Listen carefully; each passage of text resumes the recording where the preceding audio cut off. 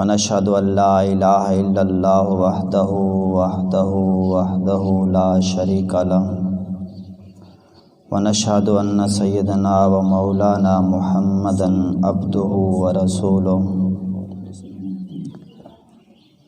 أما بعد فأعوذ بالله من الشيطان الرجيم بسم الله الرحمن الرحيم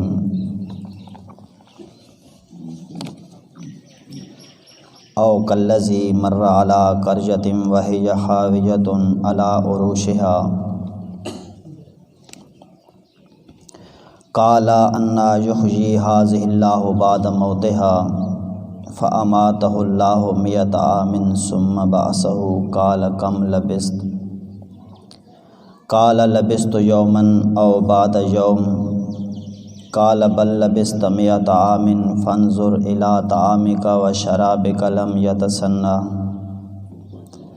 وانظر إلى حمارك ولنجعلك آية للناس وانظر إلى العظام كيف ننشزها ثم نكسوها لحما فلما تبين له قال أعلم أن الله على كل شيء قدير صدق اللہ العظیم و صدق رسولہ النبی الکریم الامین ونحن علی ذلک لمن الشاہدین والشاکرین والحمد للہ رب العالمین۔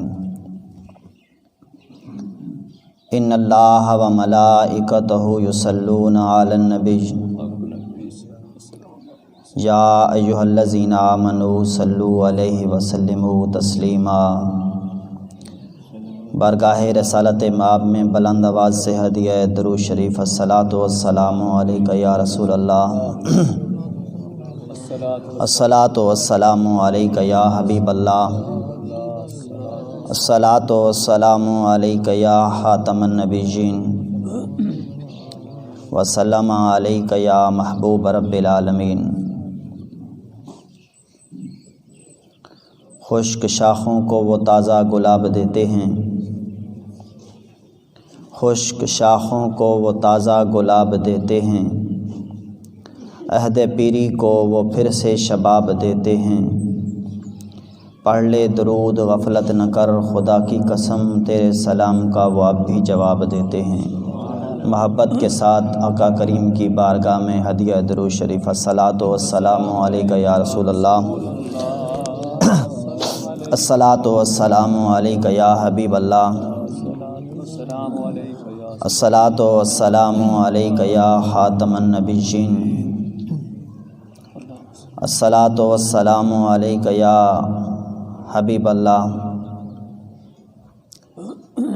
معزز سامعین کرام، حاضرین مجلس، خطبہ میں آیت کریمہ جو تلاوت کی گئی قرآن کریم کے تیسرے پارے کی تیسرے رکوع کی سورۃ بقرہ کی آیت نمبر 259 نمبر آیت کریمہ ہے۔ دعا ہے خلاق عالم جل وعلا شانہ و اعظم برہانہ کی بارگاہ بے کس پناہ میں مجھ عاجز کو حق و صداقت کے ساتھ بات کہنے کی توفیق عطا فرمائے۔ ماں بعد اس کی دعا ہے کہ اللہ کریم ہم سب کو سن کر سمجھ کر اس پر عمل کرنے کی توفیق عطا فرمائے۔ جیسا کہ آپ کو علم ہے کہ یہ ربیع الثانی کا مبارک مہینہ ہے، اور اسی ربیع الثانی کی 11 تاریخ کو حضور غوث اعظم رضی اللہ تعالیٰ عنہ کے حوالے سے ان کا عرس بھی منایا جاتا ہے، بڑی 11ویں شریف کے نام سے۔ پچھلے جمعے پہ اولیاء کرام علیہم الرضوان کے حوالے سے بات عرض کر رہا تھا، اسی بات کو آگے بڑھاتے ہوئے ایک بہت بڑی مشہور کرامت حضور غوث اعظم رضی اللہ تعالیٰ عنہ کے نام سے منسوب کی جاتی ہے کہ ایک مائی کے بیڑے کو آپ نے 12 سال کے بعد ترایا تھا۔ لوگ بڑی خوبصورت باتیں کر کے اہل ایمان پر ڈاکہ ڈالنے کے لیے یہ کہہ دیتے ہیں کہ رب کائنات نے ان لوگوں کو کسی کولڈ سٹور میں لگا کے رکھا تھا کہ حضور غوث اعظم مانگیں گے تو میں انہیں دے دوں گا۔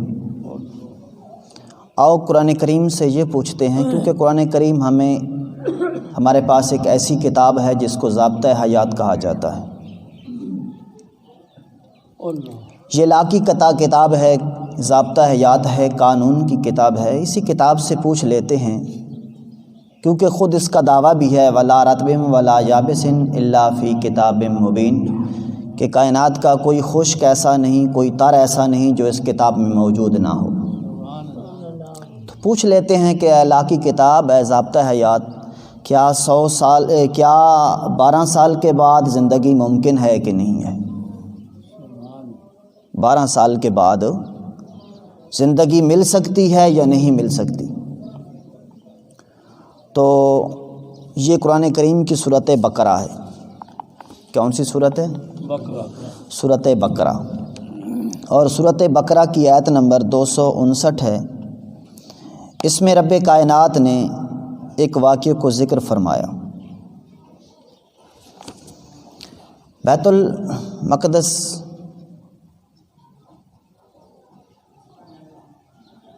ایک علاقہ ہے، یہ اسی شہر کی بات کی جا رہی ہے، اسی بستی کی بات کی جا رہی ہے۔ او کالذی مر علی قریۃ، حضرت عزیر علیہ السلام اللہ کے نبی تھے، ایک بستی سے گزرے۔ بستی کے متعلق مفسرین کرام فرماتے ہیں یہ بیت المقدس تھی۔ بخت نصر بادشاہ گزرا ہے، بنی اسرائیل کی نافرمانیوں کی وجہ سے رب کائنات نے ان پر یہ بخت نصر کی صورت میں عذاب نازل کیا تھا۔ اس کی فوج وہ لے کے آ گیا بیت المقدس میں۔ میں پڑھ رہا تھا تفسیر میں ابھی تھوڑی دیر پہلے کہ ان کے پاس جو فوج تھی نا، جو لشکر تھا بخت نصر کے پاس، 6000 ان کے پاس جھنڈے تھے، 6000 جھنڈے، اور ہر جھنڈے کے نیچے بہت بڑا لشکر جمع تھا۔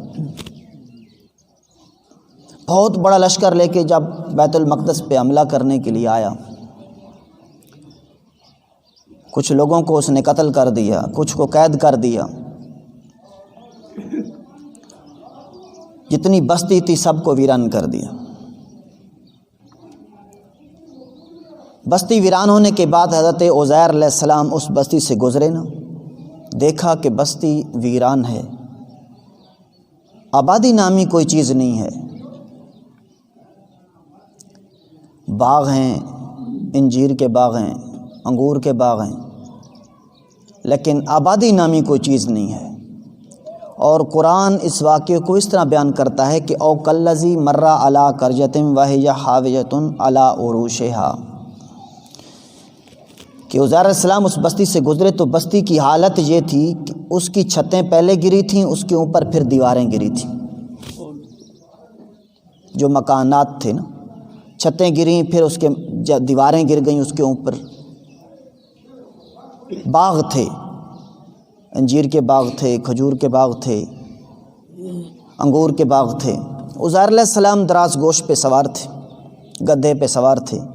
آپ نے پوری بستی کا چکر لگایا، کوئی آبادی نامی چیز نہیں تھی۔